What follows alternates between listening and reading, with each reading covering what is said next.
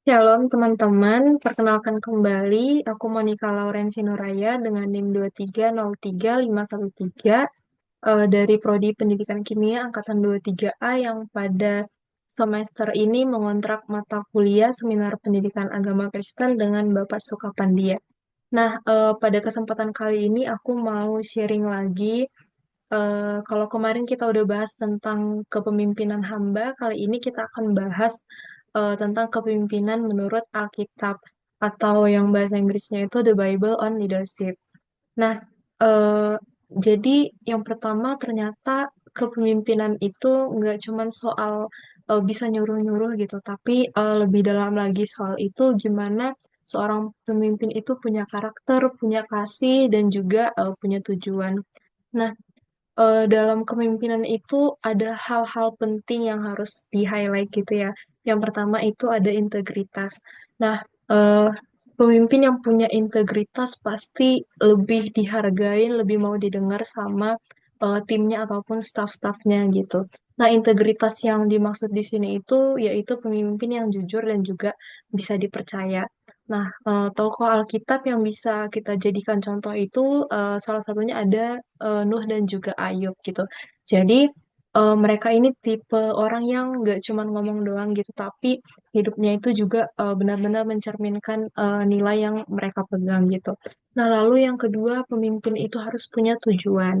Nah, pemimpin yang hebat itu pastinya punya arah gitu ya, karena sebagai pemimpin mereka yang memegang kendali gitu ya tentang tujuan yang akan mereka capai.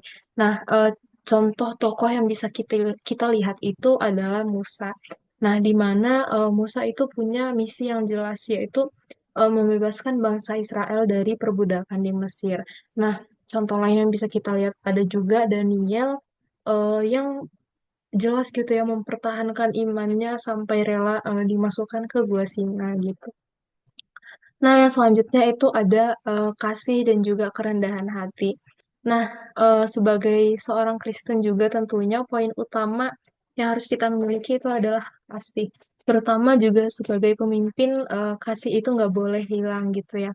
Nah, bisa kita lihat ketika Yesus memberi makan 5.000 orang, ketika Yesus juga menangisi kematian Lazarus. Nah, dia itu peduli banget sama orang-orang yang ada di sekitarnya gitu.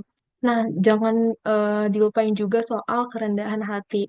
Nah, di mana pemimpin yang rendah hati itu pasti tahu di mana posisi dirinya gitu. Pasti pemimpin yang punya kerendahan hati itu sadar kalau dirinya itu nggak lebih tinggi dari timnya gitu. Kayak yang kemarin udah kita bahas di kepemimpinan hamba, kalau sebenarnya pemimpin itu adalah untuk melayani gitu, melayani seperti hamba. Jadi satu sama lain itu nggak bisa berdiri sendiri, tapi saling melengkapi. Nah, yang selanjutnya itu ada komunikasi. Nah, komunikasi ini pasti jadi hal kunci gitu ya, yang paling penting. Nah, contoh tokoh yang punya komunikasi yang baik itu adalah Yesus dan juga Musa, di mana mereka itu tipe pemimpin yang pinter gitu ya buat ngajak ngobrol, buat ngajak mikir, dan juga bikin orang ngerti tentang arah yang mau dituju gitu. Nah, terus juga kan sebuah kepemimpinan itu nggak bisa berjalan sendiri. Harus ada pengembangan tim. Nah, kayak misalnya Nehemia waktu mau bangun tembok Yerusalem, dia itu nggak kerja sendiri. Dia itu bikin tim yang solid yang bisa diajak kerja bareng-bareng gitu. Nah, yang selanjutnya itu pemimpin itu juga butuh keberanian. Nah, contohnya kayak Yosua yang berani mengambil alih kepemimpinan bangsa Mesir gitu yang tetap maju walau rintangannya itu besar banget gitu. Contoh lainnya juga kayak Timotius yang tetap berani untuk menyebarkan Injil dengan disemangati oleh Rasul Paulus. Nah, terus selanjutnya tentang kepemimpinan ini yang gak kalah penting itu adalah keadilan gitu. Nah, eh, pemimpin yang adil pastinya disukain sama siapapun orang gitu.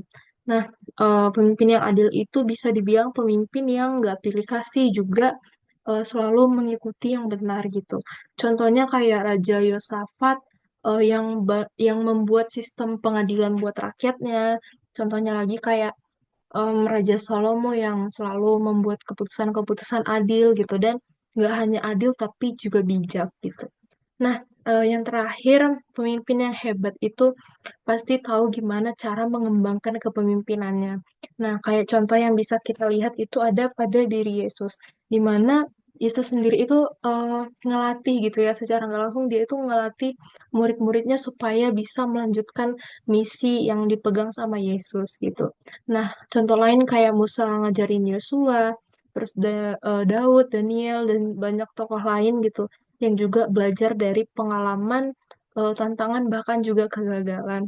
Nah, jadi poin di sini itu jangan takut gagal, karena di saat kita gagal itu justru kepemimpinan itu terbentuk gitu. Nah, kepemimpinan yang paling awal itu kan tentunya dari diri kita sendiri. Kita tentunya sebelum memimpin orang lain harus bisa memimpin diri kita sendiri. Nah, jadi kesimpulannya dari aku, pemimpin itu bukan cuma soal posisi, tapi memimpin itu soal hati, soal karakter, dan juga soal kasih. Nah, jadi ayo kita sama-sama belajar supaya bisa jadi pemimpin yang berani, yang adil, yang rendah hati, dan juga pemimpin yang mau bertumbuh. Nah, sekian dari saya. Shalom, Tuhan Yesus memberkati.